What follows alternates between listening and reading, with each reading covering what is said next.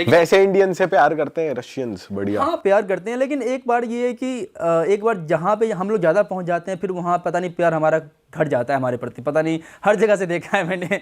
ये थाईलैंड वगैरह में भी जो 8 साल पहले जो इज्जत थी अब नहीं रही वो इज्जत। भाई ऐसी कोई कंट्री या सिटी जहाँ पर आपने बिल्कुल भी एक्सपेक्ट नहीं करा हुआ यहाँ पे तो इंडियंस होंगे नहीं, और आप वहाँ पहुँचे और आपको वहाँ भी मिल गए, ऐसी कोई कंट्री है? बहुत सारी जगह थी अफ्रीका में, पता नहीं आपको हर जगह इंडियंस मिलेंगे, and Indians is the richest community there. Africa के सारे कंट्री में इंडियंस हैं और सबसे ज़्यादा रिच इंडियंस ही हैं। अच्छा, कौन से पार्ट में आपको दिखे इंडियंस? पूरा जो ईस्ट अफ्रीका है गुजराती चलाते हैं। अच्छा, हाँ हाँ, क्या क्या बिजनेसेस कर रहे हैं? सारे बिजनेस उन्हीं के हैं मोर और लेस। अफ्रीका की सबसे बड़ी ट्रैवल कंपनी इंडियन है। अरे गुजरातियों को मानना पड़ेगा। हाँ, इंडिया में तो कर रहे हैं, इंडिया के बाहर भी तगड़ा बिजनेस कर रहे हैं। अरे एक आइलैंड है जंजीबार, वहाँ पर उनकी जो लैंग्वेज है इंग्लिश है, इंग्लिश और स्वाहिली बोलते हैं। Third biggest language is Gujarati, not Hindi, Gujarati. हर जगह गुजराती में आपको लिखा दिखेगा। तो ऐसी है लाइक गुजराती पॉपुलेशन इंडिया के बाहर, स्पेशली इन अफ्रीका मुझे देखा। हाँ, बहुत ज़्यादा रिच कम्युनिटी है वो लोग। भाई आपकी ना एक वीडियो बहुत वायरल हुई थी इंस्टाग्राम पे, आप एक जगह पे थे, one of the coldest cities in the world, जो -60 डिग्रीज था। Right. तो वो एक्सपीरियंस कैसा था वो बताओ। बेसिकली क्या था कि मैं 17 साल या 18 साल का हूँगा मैं। तो मैंने एक्चुअली एक प्लान बनाया था कि मैं इंडिया से हिचाइक करूँगा साउथ अफ्रीका तक।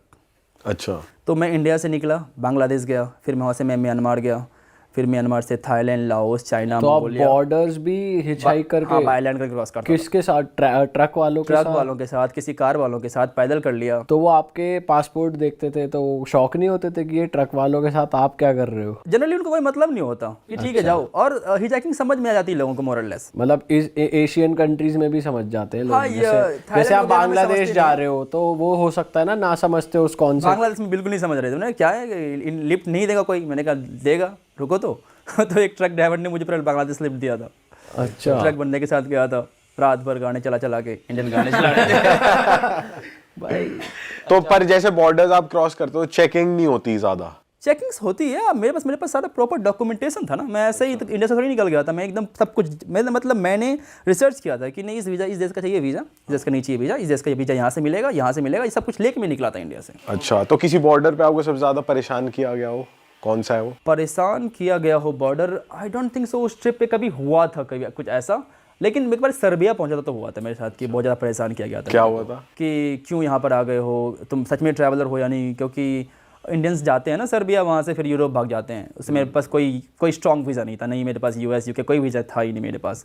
तो उसकी वजह से उन्होंने मुझसे बहुत सारे सवाल वगैरह किए थे और सब कुछ एक एक चीज़ खोल के चेक किया था।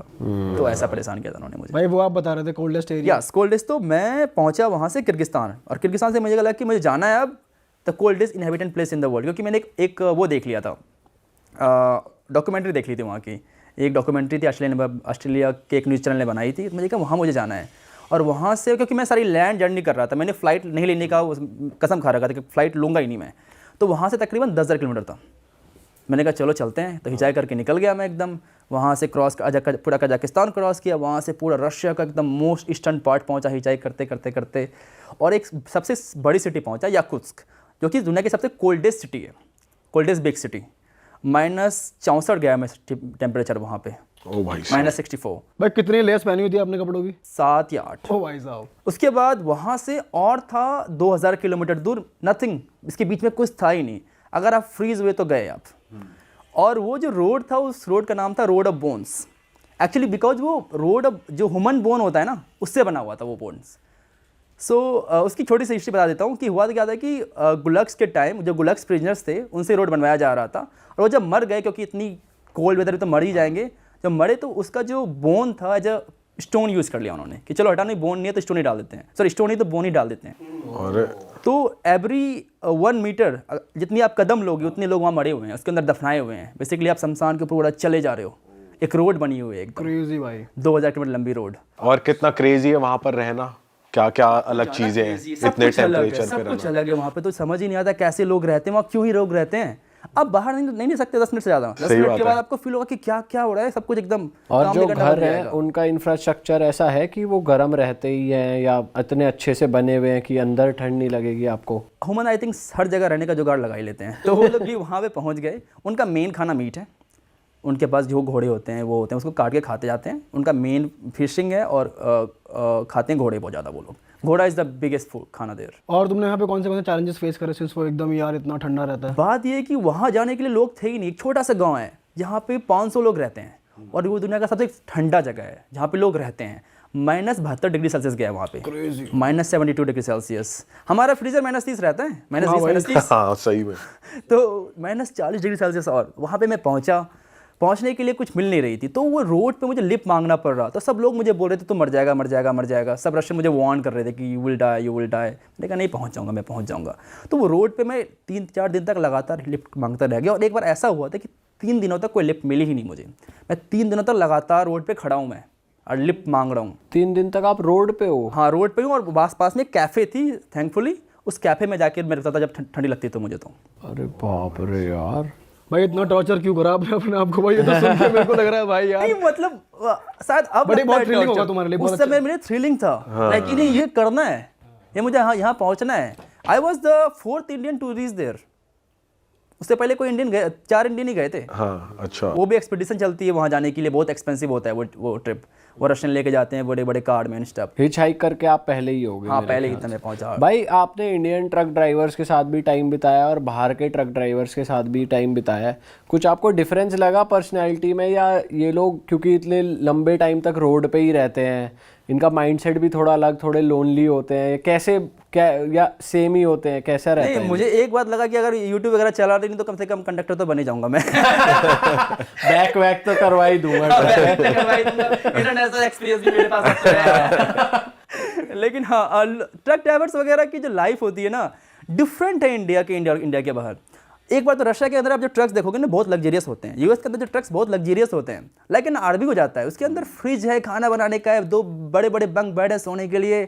तो रशिया के अंदर अलग ही ट्रक्स होते हैं, एकदम बड़े बड़े कंफर्टेबल ट्रक्स होते हैं। तो वो आपको शेयर करने देते थे बेड अपना? हाँ बोले आ जाओ सो जाओ, ऊपर कोई दिक्कत नहीं है, आके ऊपर जाकर सो जाओ। ऐसे लोग बोलते हैं रशिया के अंदर। अच्छा। और इंडिया में कैसे बोलते थे? इंडिया में भी अच्छे हैं एकदम। वो चाय बनाएंगे आपको, खिलाएंगे पिलाएंगे एकदम। वो भी बहुत हॉस्पिटेबल हैं। इंडिया में भी ट्रक ड्राइवर बहुत हॉस्पिटेबल है। पर वो लग्जरी नहीं है ट्रक्स उनके पास में। लग्जरी है ही नहीं। उनके पास कुछ नहीं हो, किस आपको कैसे देंगे वो? उनके पास जो है वहीं पे आपको देंगे, जो हो सकता है वही आपको ऑफर करेंगे। बट वो बहुत रिच है लाइक अपने दिल से कि जो भी था मुझे खिलाते थे पिलाते थे। इंडिया में भी उन्होंने किया ये। पर जब आप ये कोल्डेस्ट एरिया में थे तो मैंने देखी थी उस टाइम आपकी वीडियो, पानी वानी आप उछाल रहे थे तो वो जम जा रहा था, ऐसा कुछ हाँ, भी हो रहा था? ऐसा होता है एक्चुअली। वो जो पानी है ना वो गर्म पानी रहती है, वो ठंडी पानी नहीं रहती है। अच्छा। वो गर्म पानी को आप जब फेंकते हो हवा में तो वो बर्फ बन जाती है तुरंत, इंस्टेंटली। भाई ऐसी कौन सी कंट्री है जो आपका ड्रीम था जाने का कि भाई मेरे को यहाँ जाना है, पर जाके इतना मज़ा नहीं आया कि यार सोचा तो कुछ और था? एक्चुअली क्या था कि जब मैंने जैसे बताया कि मुझे पढ़ाई करने के लिए जाना था, तो Germany was the best option कि जर्मनी जाओ। जर्मनी में ना बहुत सारे एजुकेशन भी फ्री हो जाता है। एजुकेशन फ्री है, जितने भी तुम इंडिया में इंजीनियरिंग करोगे तुम जर्मनी में इंजीनियरिंग कर लोगे। तो वहाँ पे एक ड्रीम था जाने का। फिर जब आप पहुंचा तो फिर मुझे काफ़ी नॉर्मल कंट्री लगी, एडवेंचरस कुछ खास लगी नहीं मुझे। कौन सी सिटी गए थे आप? सबसे पहले मैं बर्लिन ही गया था। बर्लिन अच्छा नहीं है ना? हमें भी इतना मज़ा नहीं आया वहाँ। थोड़ा सा ही लगा मुझे, उतना अच्छा नहीं लगा। वहाँ की नेगेटिव वाइब लगी। जैसे हम गए थे वहाँ पे तो इतना जैसे कहीं गए हो तो लग नहीं रहा था कि बर्लिन में कि आप घूम रहे आए हो, मतलब दबी वाइब, नेगेटिव वाइब थी। आपको भी यही फील हुआ? थोड़ी सी मुझे ऐसा फील हुआ था कि लाइक बर्लिन के अंदर उतना ज़्यादा अच्छा नहीं लगा मुझे। साउदर्न जर्मनी अच्छा लगा कंपेयर टू लाइक जो म्यूनिक वगैरह, काफ़ी मुझे बेटर लगा। म्यूनिक वगैरह ज़्यादा बढ़िया है। हाँ। लोग कौन सी कंट्री के आपको बेस्ट लगते हैं? अफगानिस्तान सबसे बेस्ट लोग हैं वो। कितने मेहमान नवाज लोग हैं। कुछ भी आप बोल दो, आप एक बार बस बोल दो कि आप इंडिया से हो, कोई आपसे पैसे 1 रुपये नहीं लेगा और ज़बरदस्ती आपको लाइक देंगे ही। लाइक नहीं आप दे ही नहीं सकते मुझे पैसे आप। भाई ये हमने बहुत सुना है यार कि ऐसा हो। और जितना वो उनका प्यार इंडियन के प्रति उतना नफरत पाकिस्तानी के प्रति है। अच्छा। बहुत ज़्यादा नफरत है उनका। उनसे डबल पैसे ले लेते हैं। हाँ एक बार एग्जाम्पल था, मैं अफगानिस्तान में था। बेसिकली क्या इतने इंडियंस वहाँ जाते नहीं है, सिंस पाकिस्तान का बॉर्डर लगता है अफगानिस्तान के साथ, तो पाकिस्तानी जाते रहते हैं अफगानिस्तान के अंदर। तो एक टैक्सी ड्राइवर था, टुक ड्राइवर, और वो मुझे लेके गया और फिर मेरे से वो 500 रुपये मांगने लग गया। तो मैंने कहा यार 2 मिनट तुम लेके आया है, 100 रुपये भी नहीं होंगे, तो 500 कैसे मांग रहा है? तो बोलता है तुझे 500 देना पड़ेगा, ये देना पड़ेगा। फिर मैंने बातों में बोल दिया तो इतना तो इंडिया में भी नहीं लगता। तो बोला अच्छा भाईजान आप इंडिया से हो? मैंने कहा हाँ मैं इंडिया से हूँ। फिर वो बंदा मेरे से पैसा लिया ही नहीं।